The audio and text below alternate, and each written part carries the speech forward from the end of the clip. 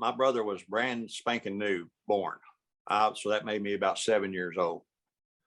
And so my memory of it is kind of what my memory is. And I've gotten more of the story. Well, my dad wrote the story down, and he's a Assembly of God pastor. So he wrote the story down and sent it to their magazine. There's a Pentecostal Evangel magazine. Mm-hmm. And this was a story, and they published the story, went out all over the world. Mm. And he told the story about what happened. And so my brother, he was, like I say, newborn, brand spanking new kid. And at some point he couldn't breathe very well. And so they were mom and dad was trying to figure out what was going on. And suddenly his arms were turning blue and his legs were turning blue. So they took him to the hospital, and they said they didn't know what was going on. And so on the way back we was bringing him home from the hospital, and Dad was freaking out a little bit, and Mom was freaking out, and Doug was laying in the center of the front seat, just laying there between Mom and Dad. And I remember looking over at him from the back seat, and we got to this point where we crossed from Arkansas into Missouri. We lived in Missouri at that time, so we crossed over the bridge, the river there, and right after you cross the bridge, there was a right-hand blacktop road. So instead of going home, my dad turned right and went down this blacktop road. It's just fields out there, a few farmers and houses out there scattered. And my mom said, "What are you doing?" Dad said, "I don't know." He said, it felt like the wheel turned and I couldn't stop it. And she's like, "Well, okay, well, what are you doing? Where are we going?" He said, "I don't know." He said, I just felt the wheel turn. And we went down, and there was a lady that came to our church at that time, lived in a little country house out there. And he pulled right into her yard. And this lady she was one of our prayer warriors, we call them, back in those days.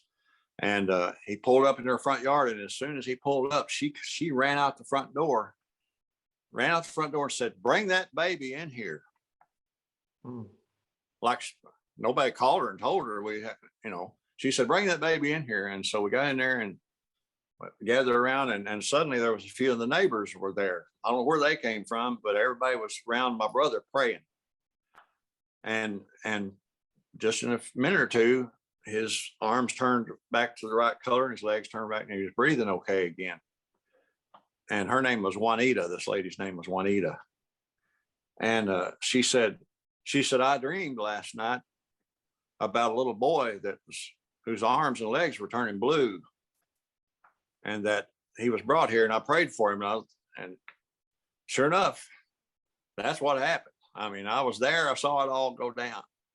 And so she had that dream the night before. So when she ran out of the house, said, "Bring that baby in here," she already knew what was going on.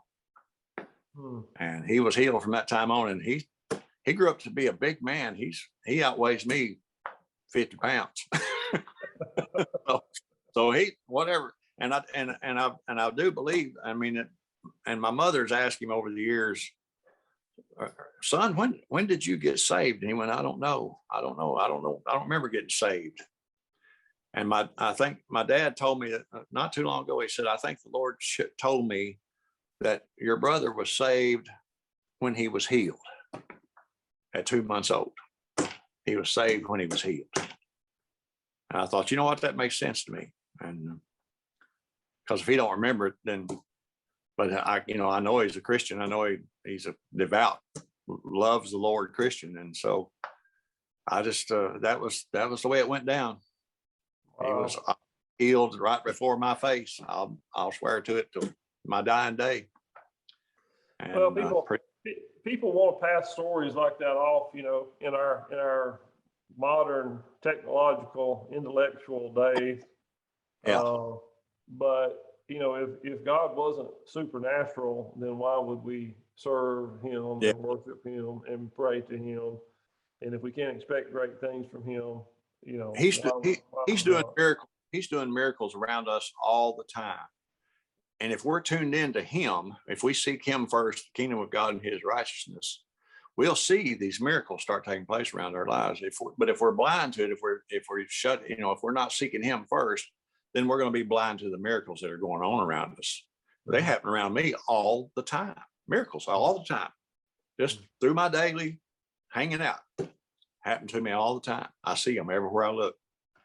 And they're simple things. It might be a simple thing, but it gets your attention. You go, oh, that's interesting. That's interesting. And then you start seeing this stuff every day, all day long.